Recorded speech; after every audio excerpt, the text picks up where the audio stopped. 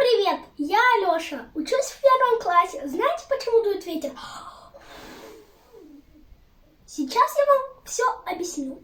Для того, чтобы сделать ветер, я выдохнул воздух. Для этого мои мышцы сдавили грудную клетку и тем самым увеличили давление. Так в атмосфере ветер дует из области высокого давления в область низкого. Высокое давление создается тяжелым, холодным воздухом. Расстояние молекул в нем маленькое, воздух плотный, опускается вниз. Это видно, когда открываешь двери на балкон зимой. Холод идет по самому низу. А вот теплый воздух, легкий, он старается подняться вверх. Поэтому жарче всего на верхней полке в бане.